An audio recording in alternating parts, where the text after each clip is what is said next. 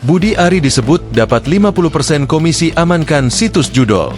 Budi Ari Setiadi disebut mendapatkan 50% komisi untuk mengamankan situs judi online yang akan diblokir Kementerian Komunikasi dan Informatika, yang kini berubah nomenklatur menjadi Kementerian Komunikasi dan Digital. Saat itu, Budi Ari masih menjabat Menteri Kominfo pada 2023 hingga 2024.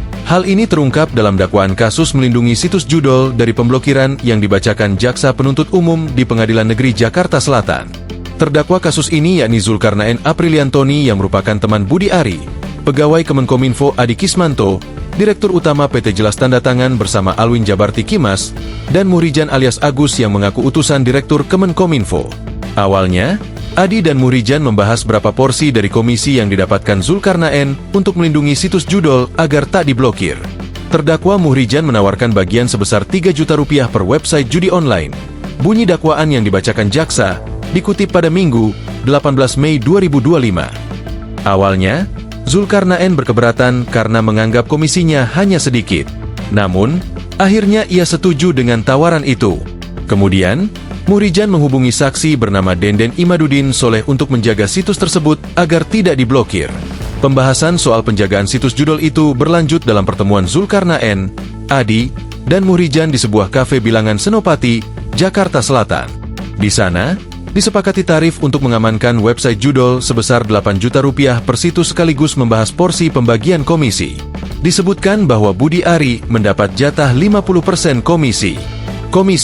Terdakwa 2 Adi Kismanto sebesar 20%, terdakwa I Zulkarnaen Apriliantoni sebesar 30%, dan untuk saudara Budi Ari Setiadi sebesar 50% dari keseluruhan website yang dijaga, kata jaksa. Awalnya, terdakwa menerima 120 website judol yang telah disetor oleh saksi bernama Ferry alias William alias Acai. Kemudian, Adi menyortir daftar tersebut dan menghapus nama-nama situs yang akan dilindungi agar tidak diblokir. Ia pun mengirim daftar website judi yang telah melalui proses pemilahan tersebut kepada tim KAPSE untuk dilakukan blokir. Dalam kasus ini, jaksa juga mengungkap peran para terdakwa.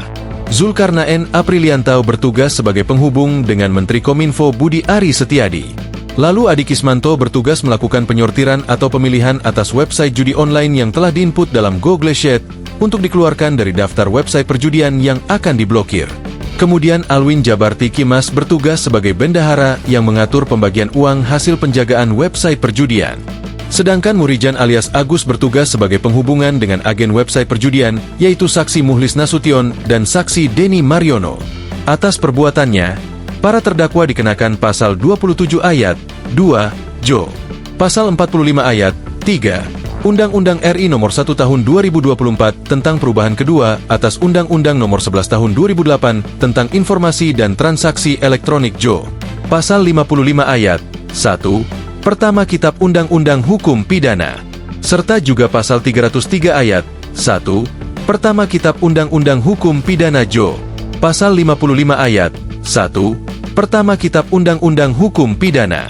Menteri Koperasi yang pernah menjabat Menteri Komunikasi dan Informatika, kini Komunikasi dan Digital Komdigi, Budi Ari Setiadi menegaskan, dirinya tidak terlibat dalam praktik melindungi judi online. Pasti enggak terlibat, ujar Budi Ari di Istana, Jakarta, Rabu, 6 November 2024. Budi Ari menyatakan dirinya siap jika harus diperiksa polisi. Dia mempersilahkan polisi untuk mendalami informasi yang ingin diketahui dari dirinya selaku mantan Menkominfo. Tunggu saja, dalami saja, kita siap, imbuhnya. Download Tribun X sekarang, menghadirkan lokal menjadi Indonesia.